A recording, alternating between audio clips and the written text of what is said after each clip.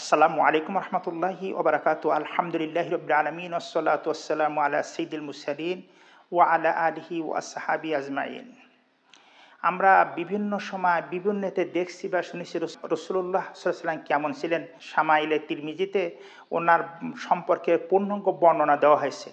ওনার চুল মোবারক কেমন ছিলেন, ওনার নাক মোবারক কেমন ছিলেন, ওনার ললাট কেমন ছিলেন, ওনার বক্ষ কেমন ছিলেন, হাত কেমন ছিলেন, ওনার সমস্ত দেহ সম্পর্কে কিন্তু হাদিস শরীফে সুন্দরভাবে আসছে। রাসূল সাল্লাল্লাহু আলাইহি ওয়াসাল্লাম যে কেমন ছিলেন তার সামান্য কিছু কথায় বুখারী শরীফে উল্লেখ করা হয়েছে। বুখারী শরীফের 3308 নম্বর হাদিস, হযরত আনাস রাদিয়াল্লাহু তাআলা হতে বর্ণিত। তিনি বলেন, আমি মহানবী সাল্লাল্লাহু আলাইহি সাল্লামের তালু অপেক্ষা অন্য কোনো মোলায়েম বা গরাদকেও স্পর্শ করি নাই। আর মহানবী সাল্লাল্লাহু আলাইহি সাল্লামের শরীরের খুশবু অপেক্ষা অন্য কোথাও আমি এত সুঘ্রাণ পাই নাই। সুবহানাল্লাহি বিহামদিহি।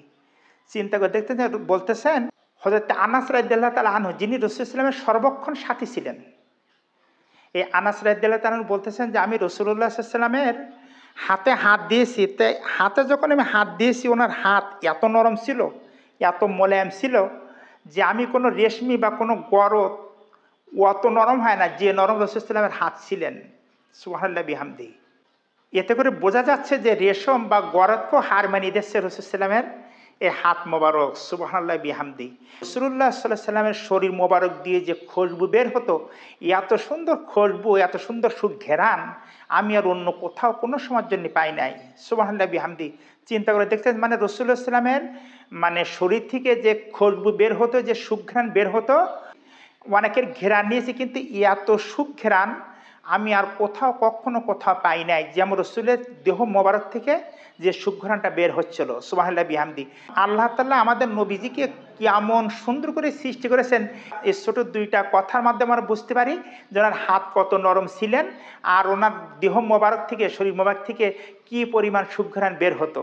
এই জন্যই তো মানুষেরা নবীকে দেখার জন্য পাগল হয়ে যেত।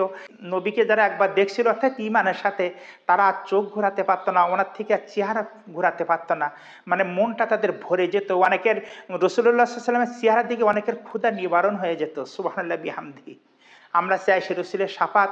হে মহারব্বুল আলামিন, রাসূলুল্লাহ সাল্লাল্লাহু আলাইহি ওয়াসাল্লামকে স্বপ্ন জেগে হলো আমাদেরকে একটু দেখায়ও, আর আমরা জীবনে যেন তোমার হাবিব নবীর রওজা জিয়ারাত করতে পারি, কাবা শরীফ জিয়ারাত করতে পারি, এই তৌফিক আমাদেরকে আল্লাহ তুমি দান করো। সম্মানিত দর্শক শ্রোতা মণ্ডলী, এই ছিল আমাদের আজকের ভিডিওটা ভালো লাগলে লাইক দেবেন। পরবর্তী আবার কোনো ভিডিওতে দেখা হবে ইনশাআল্লাহ।